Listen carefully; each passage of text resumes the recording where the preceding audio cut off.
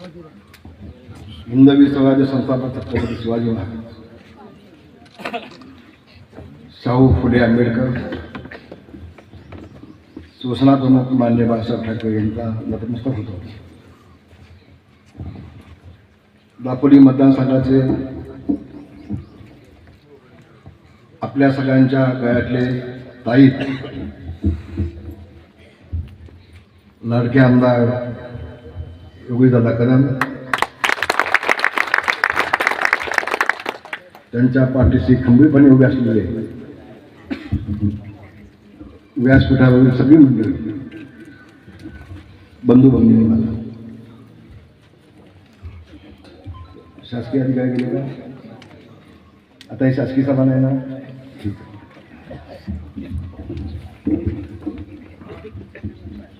प्रथमतः इतक्या मोठ्या संख्येने आपण उपस्थित झाल्याबद्दल आपल्या सगळ्यांचे मनापासून आभार मानतो. होय बांधवांनो,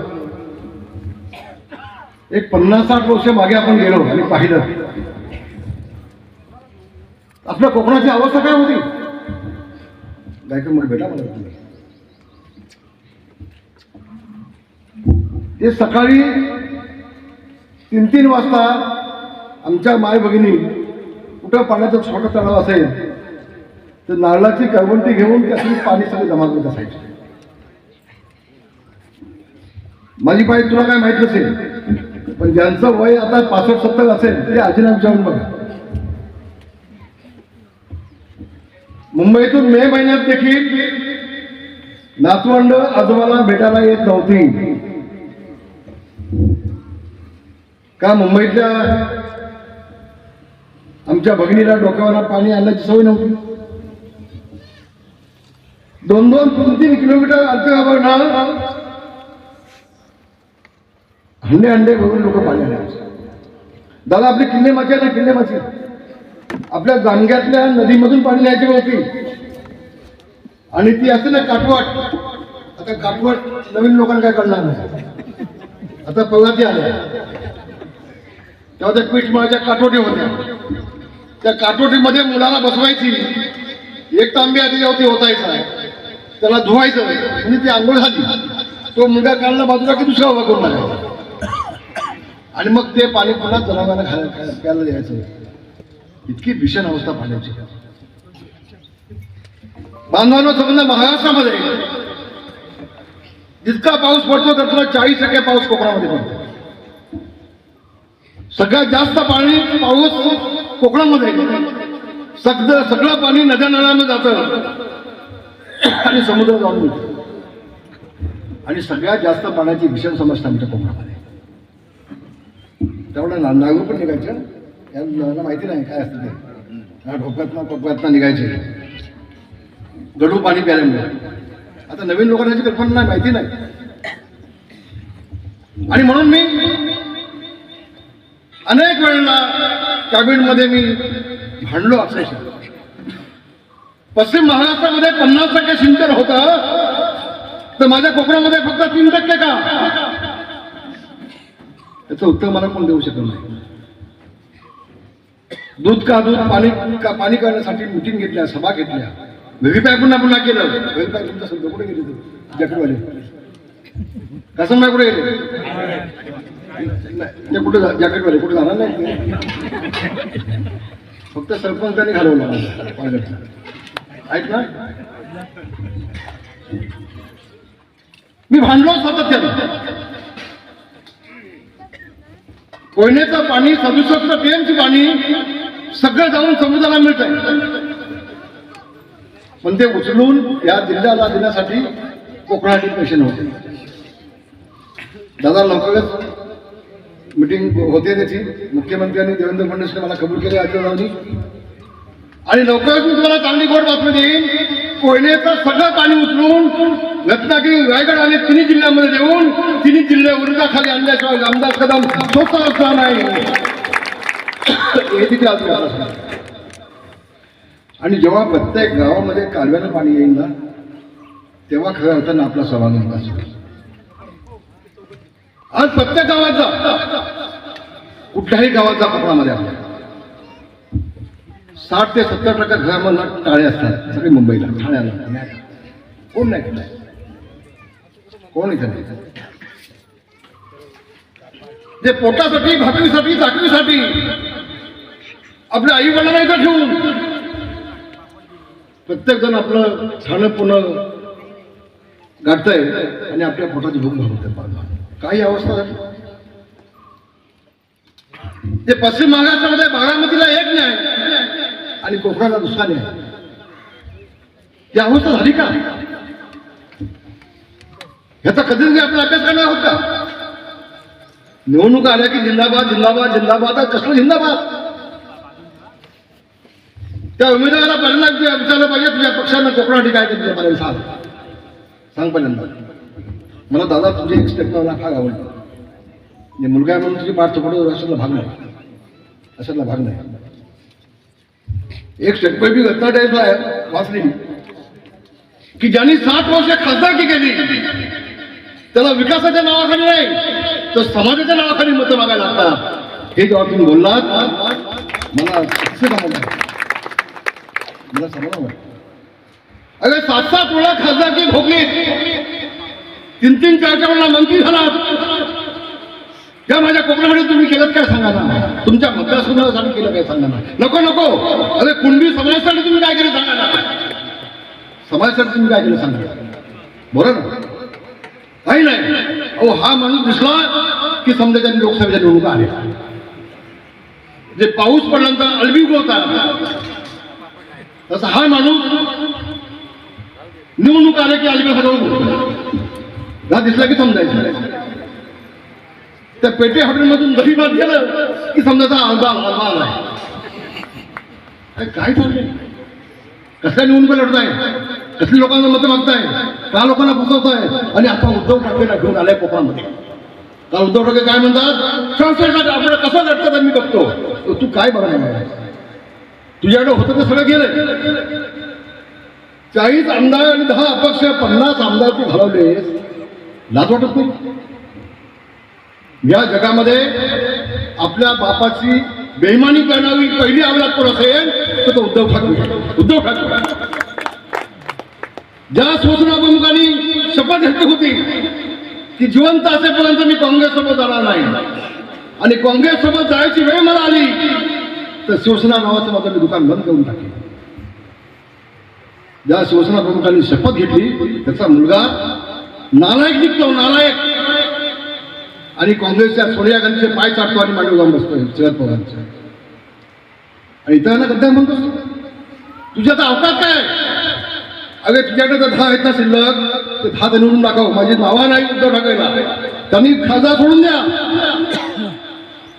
पण हिंमत असेल तर आता 10 आमदार आहेत ना ते 10च्या 10 निवडून दाखवून. मी थोड्या दिवसामध्ये महाराष्ट्रामध्ये जातोय. बांधवांना मी उभा महाराष्ट्र पिंजून काढले. 288 मतदारसंघ पिंजून काढले. मी थांबलो होतो. मी यांचं सगळं ऐकत होतो. खोके खोके खोके बोके बोके खोके गद्दार हे सगळ्याची उत्तर दिलं. मग अजितदादा आला यार, अजितदादाचे आमदार आले तर त्यांना खोके आणि गद्दार का म्हटलं नाही? का हो? कारण ह्याचं मंत्रीपद गेलं ना, मुख्यमंत्रीपद गेलं ना. अरे मला हे सांगा, मराठी माणसाच्या नायकासाठी झगडणारी शिवसेना या घोषवाक्याने शिवसेना प्रमुख मान्य बाळासाहेब ठाकरे यांनी 1966 सालामध्ये शिवसेना जन्म दिला. स्वतःला कुठलाही पद घेतलं नाही. आमच्यासारख्या सर्वसामान्य कार्यकर्त्याला असामान्य महत्व देण्याचं काम शिवसेना प्रमुख मान्य बाळासाहेब ठाकरे यांनी केलं. यांनी केलं. तू काय केलं? एकनाथ शिंदेना अध्याशी जाहीर करून टाकलं हा आमचा मुख्यमंत्री म्हणून. आणि एका रात्रीमध्ये एकनाथ शिंदेच्या पाठीची खंड पुसतून तू काँग्रेसमध्ये जाऊन मुख्यमंत्री होतोस. काय शिवसेना प्रमुखाने मुख्यमंत्री होतात नसतं म्हणून दुसऱ्या लोकसभेचा अध्यक्ष केला का शिवसेना प्रमुख झाले नसते का? झाले नसते. पण याला सत्ता हवी. सत्ता हवी आणि सत्ता घेण्यासाठी मुख्यमंत्री घेण्यासाठी बांधवानो उद्धव ठाकरे पक्ष संपवला. नवलकर साहेब असताना नवलकरांचे फोन देखील हा म्हणून घेत नव्हता. जाऊन आज देखील नवलकर साहेबांच्या मुलीला विचारून बघा. मी राजकारणात उद्या निवृत्त होऊन जाईल. जेव्हा हे गेले नवलकर साहेब गेल्यानंतर अक्षरशः नवलकर साहेबांच्या मुलीने यांना चालते व्हा म्हणून सांगितलं. आता कशाला तुम्ही काय मनोदोषीसारख्या माणसाला, ज्या माणसानं स्टेजवर खाली उतरवलं, अपमानित केलं. लीलाधर ठाकरेनं कोळसा बंगल्याच्या बाहेर 3-3 तास बसून ठेवलं. नाही भेट दिली. सुधीर जोशींची अवस्था काय तुम्ही मला सगळ्यांना माहिती आहे. रामदास कदमला बाजूला करून टाकलं आणि स्वतःच्या मुलाला मंत्रिपद दिलं. रामदास कदमचे आमदार पण काढून घेतलं. दिवाकर गावकरांचं मंत्रिपद पण काढून घेतलं, आमदारकी पण काढून घेतली. मी नेत्यांचं सांगतोय की नेत्यांची अवस्था करून झाली आणि पक्ष चालवा निघालास का मोदीला शिवाय घालतोय. मी बोलणार आहे संबंध महाराष्ट्रामध्ये बांधलं आहे. त्या नालायक माणसांनी मुख्यमंत्री बनण्यासाठी सगळ्या नेत्यांना संपवून टाकलं शिवसेनेच्या. ज्यांनी शिवसेना प्रमुख मान्य बाळासाहेब ठाकरे यांना यांच्या खांद्याला खांदा लावून काम केलं, हा पक्ष मोठा केला. त्या भगव्याला अधिक तेज आणण्याचं काम त्यांनी केलं. त्या सगळ्या नेत्यांना संपर्क पाच उद्धव ठाकरेंनी बांधला केला आणि आता रायगडला आलाय 2 दिवस. किल्ला रायगड हे निष्ठावंतांचं आहे. उद्धव ठाकरे किल्ला रायगड हे छत्रपती शिवाजी महाराजांचा आहे. छत्रपती शिवाजी महाराजांच्या पदस्पर्शानं पावन झालेला किल्ला रायगड आहे. तुमच्यासारख्या बेईमानांचं काम या रायगडमध्ये नाही, या पवित्र भूमीमध्ये नाही. एवढं सांगायचं त्याला. कसला मोदीवर टीका करत आहे? मोदींच्यावरती टीका कशी करतात? कुठे मोदी, कुठे तुम्ही, तुमची अवकात काय, तुमची लायकी काय? तुम्हाला त्या मुख्यमंत्रीपदाला खाली उतरायला लागलं. या कोकणासाठी 2.5 वर्ष मुख्यमंत्री होताना हा उद्धव ठाकरे, हा ना हे म्हणतो मी इतका खाली येणार. मग उद्धवजी, मी तुम्हाला एक साधा प्रश्न विचारतोय. 2.5 वर्षामध्ये तुमच्या मुख्यमंत्रीच्या कालावधीमध्ये कोकणासाठी तुम्ही नेमकं काय केलं, किती निधी दिला ते सांगा. हा सांगू शकत नाही उद्धव ठाकरे, नाही बोलू शकत. आता फक्त पोपटपंची चालले त्याची, पोपटपंची सांग ना काय केलं. तो इतकं मोठं फेअरमध्ये आलं, समुद्र किनारा सगळा बेचगार झाला होता, संपला होता. लाखो आमचे मच्छीमार बांधव संकटात सापडले होते. शरद पवारांसारखा माणूस या वयामध्ये 82 वयामध्ये 3 दिवस येऊन बसले होते कोपरामध्ये जनतेचे आसो बसण्यासाठी. हा माणूस आला नाही. तसं ते आहे ना पिल्लू टुणूक टुणूक टुणूक टुणूक चालतं ते, जसं काय त्याला वाटतं मीच पक्ष उभा केला शिवसेना. ते आलं होतं काय त्यावेळेला? या संबंध खेळ दापोली मतदारसंघातल्या मच्छीमारांच्या पाठीशी माझा योगेंद्र कदम ठामपणे उभा राहिला आणि लाखोंची मदत देण्याचं काम दादांनी केलं. मी जवळला पाहिलं काम त्याचं, मी जवळला काम पाहिलं. आणि कसल्या आता कोकणामध्ये येत आहे निवडणुकीसाठी? मी अधिक बोलेन, म्हणजे शिवसेनेचा मिळावा नाही मला याचं जाणीव आहे. पण ज्यांनी कोकणासाठी काही केलं नाही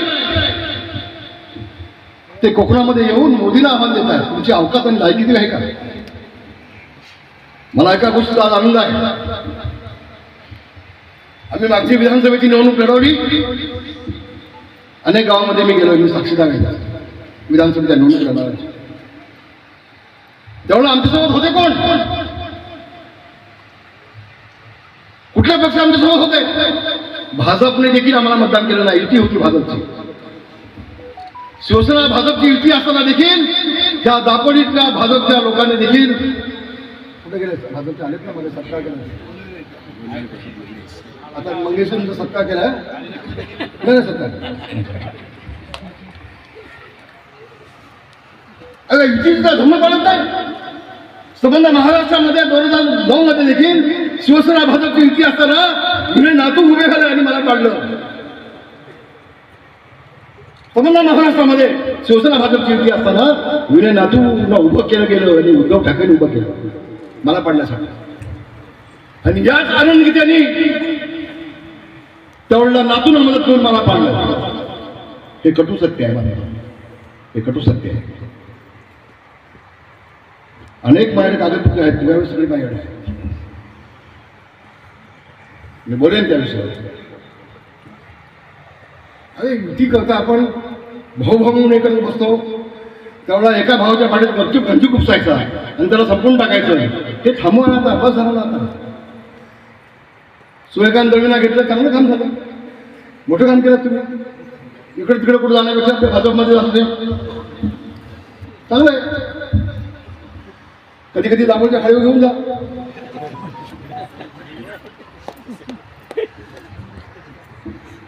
चांगलं आहे ना. म्हणजे आमची कुठचा संपेल, एक दिवस आम्हाला घेऊन जा दळवींकडे चहा पिण्यासाठी. आता सगळी कटुता संपून टाकू. अहो तुम्ही आलात ना भाजपचे म्हणजे काय नाव तुमचं, मंगेश भाऊ एवढं काम करून टाका. एकदा दळवीला मला बसवा एका ठिकाणी आणि साखर जास्त टाका लोकांच्या चहामध्ये. कसं भांडण हवं आपल्याला, आपला विकास करून घ्यायचा आहे ना. पण सूर्यकांत दळवी तुम्हाला एक सांगतोय, तुमचं 25 वर्षाची आमदारकीची कारकीर्द आणि योग्य दादाची 4 वर्षाची तुमच्यापेक्षा 25 पटीनं काम या माणसाने केलं आहे. कुणालाही नाकारता येणार नाही. अरे शेवटी आमदारबाईंचा मुलगा आहे, तुम्ही काय सांगता. वाघाचा छावा आहे शेवटी. शेर का बच्चा शेर ही होता है. आणि माशाच्या पिलाला पोहायला शिकायला लागत नाही. मला अभिमान वाटतो योगेश दादाचा. विधानसभेमधली मी भाषणं त्यांची ऐकली. मला विधानसभेमधून अनेक मंत्र्यांची फोन आले, आमदारबाई बाप सवाई बेटा अशाच विषयी आज आपण मतदारसंघाचे घेऊन विधिमंडळामध्ये ते मांडलेत. मला अभिमान वाटलं, मला बरं वाटलं. आणि म्हणून आज या संबंधात आपण मतदारसंघामध्ये योग्य दादा कदम एक भगवं वादळ निर्माण केलं आहे. अरे कोटी समोर आलं तर पळा पाचोळ्यासारखा उडून गेलं झाला नाही. हा विश्वास मला पूर्ण कोण हो. इथून या किनाऱ्यातून त्या पलीकडे किनाऱ्यात जायचं असेल आपल्याला समुद्रामध्ये तर फुटक्या ओढीमध्ये कोण बसतं का. आणि फुटक्या ओढीमध्ये बसल्यानंतर काय होतं, बुडतात ना. कोणाला सगळ्यांना जीव हवाय ना आपल्याला. आणि म्हणून या दापोली मतदारसंघामध्ये आता याच्या पुढे फुटक्या होडीमध्ये कोण बसणार नाही. योग्य दादाची चांगली व्यवस्थित असलेली होडी, ती होडी तुम्हाला सुरक्षेमध्ये त्या पलीकडच्या किनाऱ्यावरती पोहोचवण्याशिवाय राहणार नाही. विकासाच्या माध्यमातून ही ग्वाही तुम्हाला या ठिकाणी बांधून देतो. अधिक बोलणार नाही. मला मुंबईला जायचं आहे, फक्त एवढ्या कार्यक्रमासाठी मी आलो नाही. सकाळी 6:30 निघालो, मंडळाला थांबलो. दादाला म्हटलं दुसरा कुठला कार्यक्रम झाला नाही. आज मला 2 गोष्टी तर सांगायच्या शेवटी. एक सानेगुंजीचं पालघर, ज्या सानेगुंजीचं नाव स्वतः समजाच्या पलीकडे गेलंय, ज्या सानेगुंजीचं नाव प्रत्येक शाळेमध्ये आदर्श घ्यायचा असेल तर सानेगुंजीचा घ्या म्हणून शिकवलं जातं. दादा सानेगुंजीच्या गावामध्ये आज पाणी दिलं आणि मोठं पुण्याचं काम केलं. सानेगुंजीच्या आत्म्याला शांती झाली. दुसरे माझे अनाजीराव कदम, मी कदापि त्यांना विसरू शकता. अनेक वर्ष मी अनाजीरावांसोबत काम केलं. त्यांचं स्वप्न होतं, त्यांची इच्छा होती. आज हा कार्यक्रम ते भवना बघत असते आणि 2-2 हाताने योगेशदादा कदम यांना आशीर्वाद देत असेल. अरे बाबा ते अनाजीराव कदम असते त्यांना पाण्यासारखं पुण्याचं काम करत नाही. आपल्या घरामध्ये एखादा पाहुणा किंवा वास्तू घातला तरी आपण त्यांना पाणी देतो. मी लहान असताना शाळेच्या बाजूलाच आमचं छोटंसं घर होतं, पण 2-2 हंडे आणून ठेवायचे आणि मधल्या सुट्टीमध्ये सगळ्यांना मी पाणी द्यायचे. सगळ्यांना पाणी द्यायचं. पाण्यासाठी पुण्याचं काम करत नाही. आणि म्हणून भविष्यामध्ये जसं पालघरचा आज प्रश्न सुटला आहे, 58 कोटी स्वप्नामध्ये आहेत का असं वाटतं की नाही आपल्याला. 58 कोटी साधी गोष्ट आहे का. नळपाणी योजनेला 5-5 कोटी 7-7 कोटी पालघरला. तरी ग्रामपंचायत गेली जाऊ दे, तिथलं ह्याचं नाही. आपण विकासाचं काय बघा की नाही.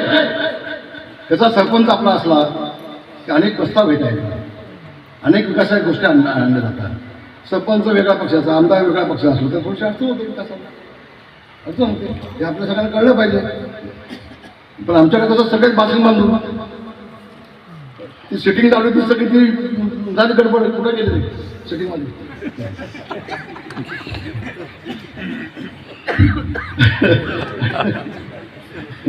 माणूस चांगला आहे आणि जॅकेट घातल्यानंतर सगळ्यात आम्ही चांगला दिसतो. म्हणजे योग्य झालं पण दाखवून जातो त्याच्यासमोर. मला सगळे माहिती आहे, मी पोलीस खातं चालवलंय, मी CID खातं चालवलंय, 5 वर्ष मी गृहराज्यमंत्री होतो. आज देखील मी प्रत्येक गावागावाची माहिती घेत असतो मुंबईपासून. सुनील दळवीला वाटतं की मीच गमदासबाईंना मेसेज केला की सगळं कळतं की काय, डोक्यात हाव घालून चालू नको, तुझ्या पण काय काय चालतं ते पण मला सगळं कळतं. आणि म्हणून अतिशय आनंद होतोय. योगेश दादा झपाटल्यासारखा पैसा, कोट्यावधी पैसा त्या एकनाथजी शिंदे यांच्याकडे गेल्यानंतर, देवेंद्र फडणवीस साहेबांना गेल्यानंतर एकदा योगेश दादांनी लेटर समजपत्र ठेवलं की नाही म्हणत हिंमत नाही. येस, 100 कोटी असू दे, 200 कोटी असू दे. आता नुसता खेड दापोलीचा रस्ता तर किती पैसे आहेत एका रस्त्याचे? 120 कोटी. ऐका, 120 कोटीला एक रस्ता. ऐका बरं, नागपूर ते 35 कोटी. आता कोटी 35 कोटी, 58 कोटी, 120 कोटी, ते कधी आकडे ऐकलेत का हो? म्हणजे आम्ही स्वप्नामध्ये आहेत का असं वाटतं. आणि म्हणून एक सांगतो तुम्हाला, मगाशी म्हटलं ना तुम्ही, हे कोटी समोर ठेवा आणि निवडणुकीला दादा किती हजार मतांनी निवडून आहे मग ते गणित लावा. हो, मुंबईला बसतात ते काय पण सांगतात, काही बोलतात. असं नाही, असं चालायचं नाही बिलकुल. मीच मला जबाबदारी सांगतो, कोणी किती काही केलं तर योगेश दादा 50,000च्या भोवती निवडून आल्याशिवाय मी लिहून द्या तुम्हाला स्टॅम्प करतो. मी जबाबदारी म्हणतो, गावच्या गाव, वाड्याच्या वाड्या, सरपंच सगळे योगेश दादाच्या पाठीशी खंबीरपणे आज उभे आहेत. सगळे युवक, तरुण सुद्धा सगळे त्यांच्या पाठीमागे उभे आहेत. म्हातारे असले ते स्वतः तरुण समजतात. दादा माझा आहे. एक अभिमानास्पद असे बाब या दापोली मतदारसंघामध्ये आपल्याला पाहायला मिळते. बांधवांनो, मी आपल्याला एवढं सांगेन आणि माझ्या दादाला सांगेन, योगेशला सांगेन की नुसतं पाण्याचा देऊन थांबू नको. या दापोली मतदारसंघातलं जेवढे गावातली किंवा बंद आहेत ती कृपा तुटली पाहिजे. सगळी बेरोजगारी नष्ट झाली पाहिजे. मुंबईत, ठाण्यात, पुण्यात गेलेली तरुण मुलं सगळी पुन्हा गावात आली पाहिजे आणि प्रत्येकाच्या गावाला, प्रत्येकाच्या तरुण बेरोजगाराला गावाला काम मिळालं पाहिजे. अशा पद्धतीचं काम मला तुमच्याकडनं अपेक्षित आहे. उदय MIDC आज हरण्यामध्ये 200 एकर जागा आहे. मोठ्या प्रमाणावरती प्रकल्प आणताय तिथे. आता लोटे MIDC मध्ये दादानी कोका-कोला दादानी आणलाय. 3,000 लोक कामाला लागतील. 3,000 लोक कामाला लागतील. 1,500 गाड्या लागतील. ट्रक 1,500. आतापासून गपचूप दादाला वशिला लावा. आतून मग लोटेवाल्यांना सांगू, आता हे काय बघा, बघा लोटेवाले बघा, मग 1,000 तुमच्या लावा, 500 आमच्या लावा. होऊ शकतं की नाही? तर मी वापस पडतो. मग काय करणार तुम्ही?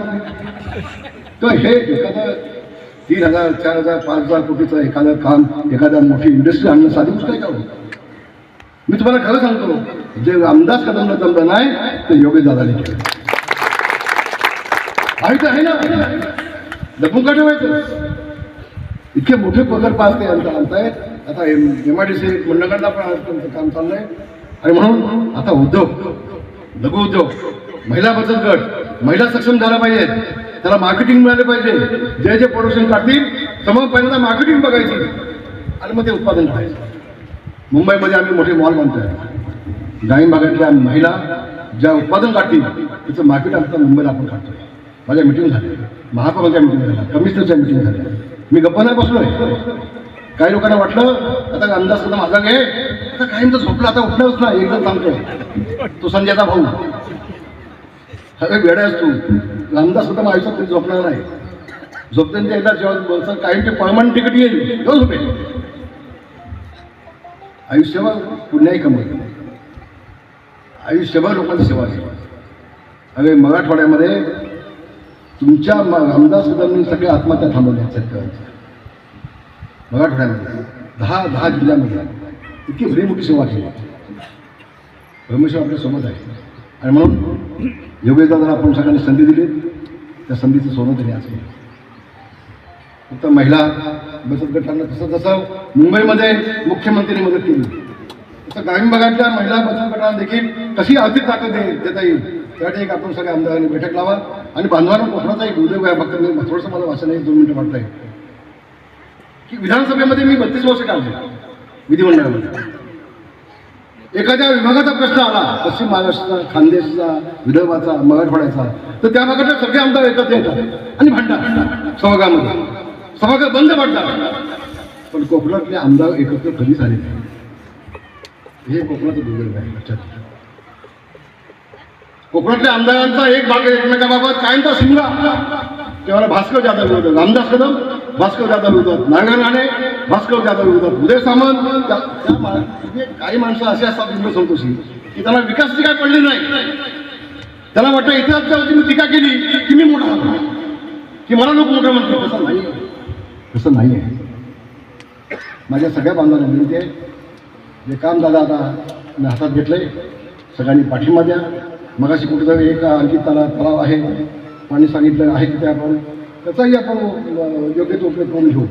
काही अडचण नाही त्याच्यात. एक निवेदन गपचूप मला पण द्या, बघू. पण हे आता होऊ दे. अहो शिवतळचा धरणाला 4 वर्षाची मुदत होती, 2 वर्षात काम झालं शिवतळला.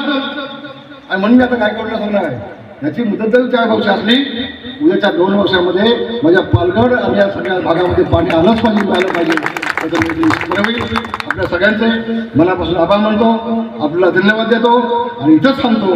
जय हिंद, जय भीम, जय महाराष्ट्र.